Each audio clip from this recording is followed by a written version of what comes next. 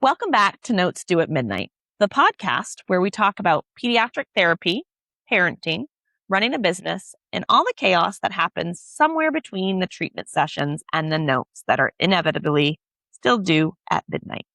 If you're new here, I'm Casey. I'm a pediatric occupational therapist, clinic owner, and a mom. And this week has been a pretty accurate representation of my life.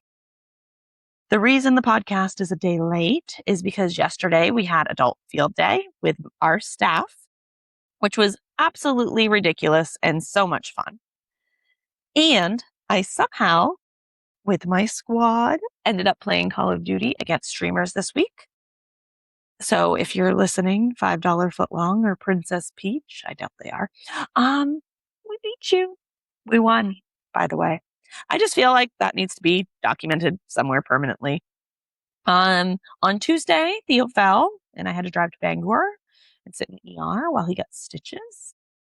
And because pediatric OT always finds a way to humble you, I also got bit with my last client of the week. And I have a big, huge bruise on my leg to prove it.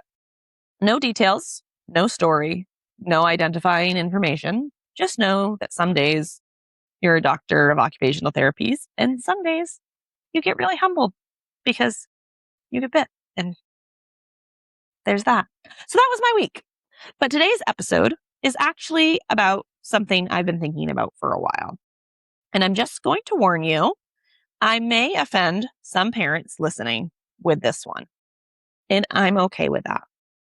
I spent a lot of time trying not to offend everybody, but I've learned that you just need to be authentically you. Because I think we need to talk about something that I'm seeing more and more. And that is that your kid should not be in charge of your family. There, I said it. Somehow we have confused respecting kids with letting them run the show. And before somebody comes after me, let me be really clear. I absolutely believe children deserve respect. I believe that their feelings matter. I believe in giving children choices. And I believe in listening when they're uncomfortable. And I do believe behavior is communication. I believe in sensory differences, and I believe in co-regulation. I believe in understanding what's happening underneath the behavior instead of immediately labeling a child as bad. If you're new here, just know that I literally have built my career around helping children regulate and participate in their lives. But somewhere along the way, I think we've started confusing respecting children and gentle parenting with letting children make adult decisions. And those are not the same thing. Your child can have a voice without having the final say. Your child can dislike your decision without your decision being wrong. And your child can be angry at you without you needing to fix it. Your child can absolutely do things they don't want to do because that is life. If you think about it, as adults, we do things all the time we don't want to do. And that's just, you have to, right?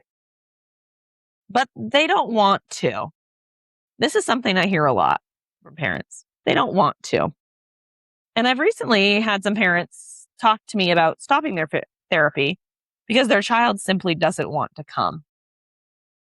Now, before anyone takes that sentence out of context, there are absolutely legitimate reasons to reconsider therapy. If your child is consistently distressed about going somewhere, I encourage you, ask why. If something feels wrong, investigate it. If they're telling you someone made them feel uncomfortable, listen. And if therapy isn't benefiting them, let's talk about it. Maybe the goals aren't appropriate. Maybe they need to be changed. Maybe it's a bad therapist fit. Maybe the therapist and the kid just don't jive. And I don't believe children should blindly be forced into situations that are harming them. But there's a big difference between something is wrong and I don't want to go. Kids don't want to do a lot of things, right? They don't want to brush their teeth. They don't want to go to bed at bedtime. They don't want to turn their iPad off. They don't want to leave the playground. They don't want to clean up their room. They don't want to go to school. And if we're being completely truthful, sometimes they don't want to go to therapy because we're making them work on things that are hard for them. Of course, they'd rather do something else. I'd rather be sitting on a beach than doing paperwork or paying bills. But unfortunately, nobody has accepted that as a valid excuse for me yet. I'll work on that one. And kids don't know what's best for them yet. Here's the part that I think sounds really harsh. Your child doesn't know what is best for them. And they're not supposed to. They're children. And that's why they have us as parents. If I let my kid make every decision based entirely on what he wanted in that exact moment, I'm pretty sure he'd eat ice cream for dinner, play video games until midnight, never brush his teeth, and consider pants as optional. And honestly, that sounds like a pretty good Saturday. But it's probably not a great long-term development plan. Kids' brains are still developing. Impulse control is developing, and executive functioning is developing. Emotional regulation is developing, and their ability to think about long-term consequences is developing. And then we're asking them, what do you think's best for you? Sometimes they don't know. That's not disrespectful. That's development. And I think that there is a bigger issue at hand. We're afraid of our kids being upset. We are afraid our kids will be mad at us. We're afraid we're going to damage them, and we're afraid setting a boundary will hurt their feelings. So the second they become uncomfortable, we start negotiating. This is an example. All right, no more tablet. And then there's a tantrum. Okay, you can have 5 more minutes, little Johnny. They're still upset, right? Okay, 10 more minutes. And what did we accidentally teach? We didn't teach them emotional regulation. We taught the boundary changes if I react strongly enough, right? So if the kid reacts, you let them have more time, what they wanted, then they're going to do the same again, right? Kids are incredibly smart. And if screaming gets them 5 more minutes of their iPad, why wouldn't they scream? I'd scream too. It worked. Gentle parenting does not mean no boundaries. And I think gentle parenting gets blamed for some of this, which really isn't fair because actual respectful parenting still has boundaries. Gentle doesn't mean whatever you want, sweetie. You can be incredibly calm and still say no. You can say, I know you're really mad that tablet time is over. You were having fun because you're validating their feelings. But they need to learn that tablet time is still over because that's the boundary. And in adulthood, you're going to have boundaries too, right? Speed limit's 55. You get pulled over going 65 and the cop says, oh, and you go, oh, it's only 10 miles. You're probably still going to get a ticket, right? That's the boundary. And kids need to learn that. Because if they don't, they can't whine their way out of a speeding ticket. And you don't have to make the emotion disappear. You stay with them. You keep them safe. You help them regulate. But you don't immediately give them the tablet back just because they're upset. Otherwise, we're teaching them that regulation means I feel better because someone removed the thing that made me upset. But eventually, they're going to be adults. And adults here know. Adults lose games. Adults have to wait. Adults get told things they don't like. Adults have bosses. Adults have relationships. A lot of relationships have boundaries, and if they don't, they should. And adults have to do things they don't like doing. Our job isn't to create a childhood where they never experience frustration. Our job as parents is to help them learn how to handle the frustration. And big feelings don't automatically mean something is wrong. This is something I talk about all the time in OT. A huge emotional response doesn't necessarily mean that the expectation was inappropriate. Sometimes kids have enormous reactions to very reasonable boundaries. You said, no candy before dinner, and you get a meltdown. You ask them to put their shoes on. Meltdown. Their sibling touched something of theirs. Meltdown. They lost a game. Meltdown. The goal isn't necessarily to prevent every meltdown. Sometimes the goal is, how do we get through it? Can I be disappointed without hitting? Can I be angry without throwing something? Can I lose a game without quitting? And can I hear no and recover? Can I do something difficult even though I'd rather not? These are skills. You don't learn these skills if somebody removes every obstacle the second you're uncomfortable. I'm a huge believer in giving kids choices. I do it all day long. Here's the trick. Please don't offer a choice when there isn't a choice. Don't say, do you want to get dressed? This is when they say no, right? Now you're negotiating something that wasn't optional in the first place. I'd like you to try. Do you want to wear the blue shirt or the green shirt? Or we're getting dressed, plain and simple. That's the boundary. You get some control over how, right? Do you want to brush your teeth before your pajamas or after your pajamas? Either way, your teeth are getting brushed. Do you want to walk into therapy on your own or do you want to hold my hand? We're still going inside, and that's appropriate control. Kids need control over parts of their lives, but they don't need responsibility of making the adult decisions. And here's something we don't talk about enough. Being in charge is actually stressful for kids. Think about it.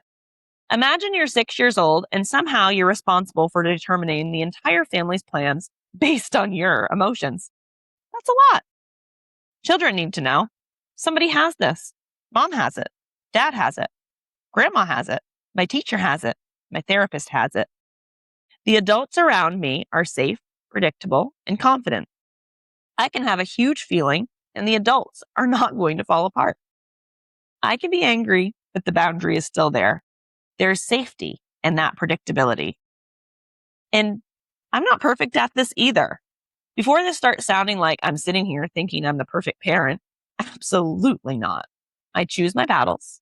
There are nights when I'm completely exhausted, and there are times when I say something and immediately realize I probably should have handled it differently.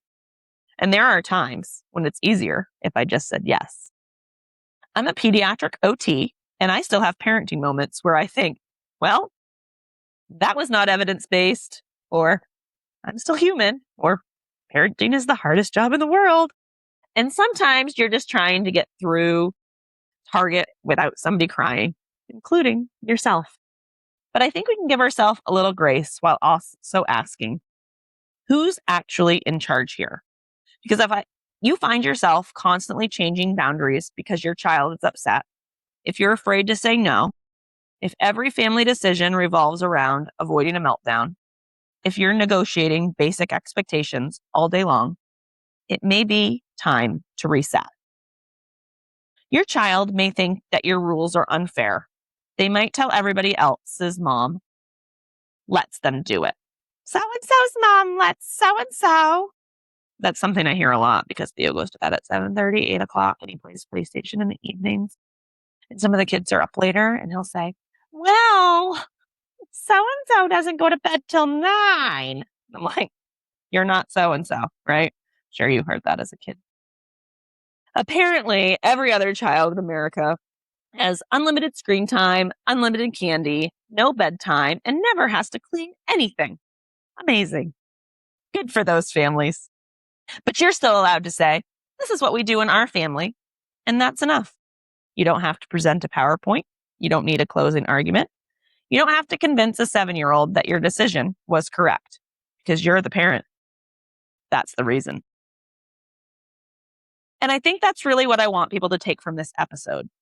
This isn't going back to, because I said so, don't ask questions, because we can do better than that. We can explain, we can listen, and we can apologize when we're wrong. We can also respect our children. We can give them choices, we can accommodate their sensory needs, and we can recognize neurodiversity. We can help them regulate. We can tell them when something feels wrong, and we can still be in charge. Those things aren't opposite. Actually, I think that's the sweet spot. connection and boundaries, empathy and expectations, choices and limits. I understand that I think you're upset, but the answer is still no. So here's your challenge this week. I'd like you to pay attention to the moments when your child gets upset, not because you need to stop the emotion. Instead, ask yourself, is this a problem I actually need to fix? Or is this an uncomfortable feeling my child needs my help learning to tolerate? Because those are very different things. Your child's feelings matter. Your child's opinions matter. Your child's voice absolutely matters. But your child does not need to be in charge. They need you. They need an adult who's willing to say, I hear you. I understand. You can be mad. And I'm still the parent. And if they tell you they'd rather have ice cream for dinner and play Fortnite all night, I understand where they're coming from. They've made a compelling argument, but the answer is still no. Thanks for listening to Notes Due at Midnight. I'm Casey, and I'll see you next week. Assuming I don't get bit again, but I'm on vacation.